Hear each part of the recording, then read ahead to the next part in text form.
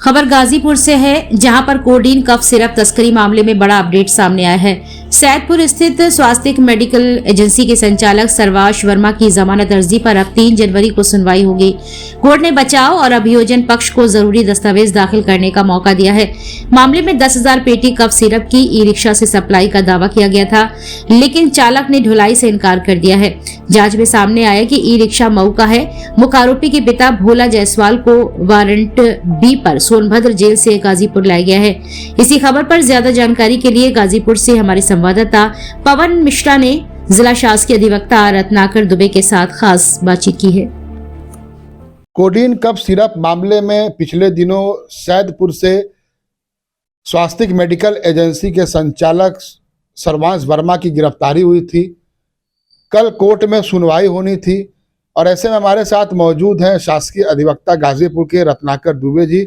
रत्नाकर जी, codeine cough syrup मामले में सर्वांश वर्मा की कोर्ट में सुनवाई होनी थी, क्या हुआ?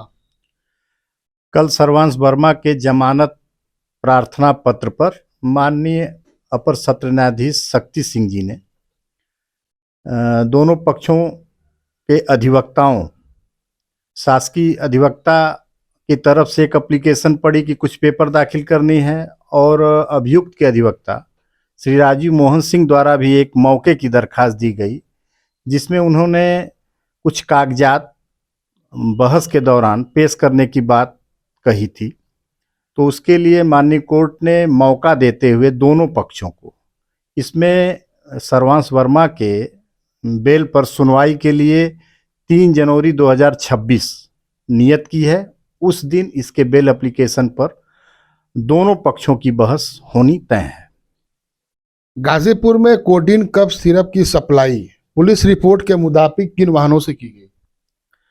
सर्वांश वर्मा द्वारा जो अभिलेख दाखिल किए गए हैं, बिल बाउचर, डिमांड ड्राफ्ट और अन्य पेपर, उसमें जो वाहनों का जिन वाहनों से कोडीन कफ सिरप सप्लाई किए हैं उसमें अधिकतर 2 DCM और एक ई रिक्शा का नंबर, उसने रजिस्ट्रेशन नंबर दिखाया है।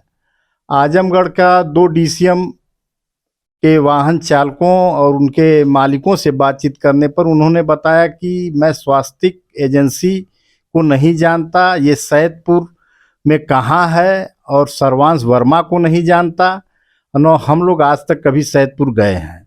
कभी कभार अगर सैदपुर गाड़ी गई है तो लाश उस लेके जाती है और हमारा उनसे कोई संपर्क संबंध नहीं है। और मऊ का जो ई रिक्शा चालक है उसने बताया कि जो मेरा ई रिक्शा है वो सिर्फ मऊ में ही लोकल सवारियां ढोता है और यहीं मैं अपना जीवन यापन करता हूं। सैदपुर में आज तक न मेरा ई रिक्शा गया है, और जो वो दिखाए हैं कि मेरे ई रिक्शा से 10,000 पेटी माल आजमगढ़ भेजा गया या बनारस भेजा गया है, वो संभव ही नहीं है।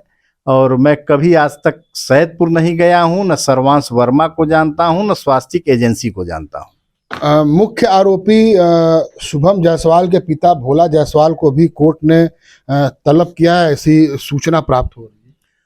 कल वारंट बी की एप्लीकेशन दी गई थी विवेचक महोदय द्वारा इसी मामले में।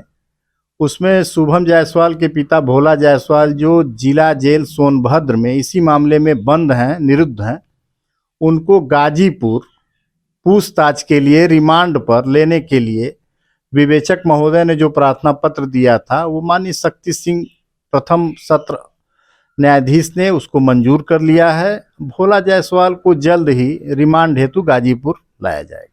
तो देख रहे हैं कि जैसा कि मुख्य आरोपी के पिता भोला जायसवाल को भी अब गाजीपुर पूछताछ के लिए लाया जाएगा। जैसे जैसे इसकी जांच बढ़ती जा रही है वैसे वैसे नए राज दिखते मिल रहे हैं। न्यूज़ 80 के लिए पवन मिश्रा, गाजीपुर।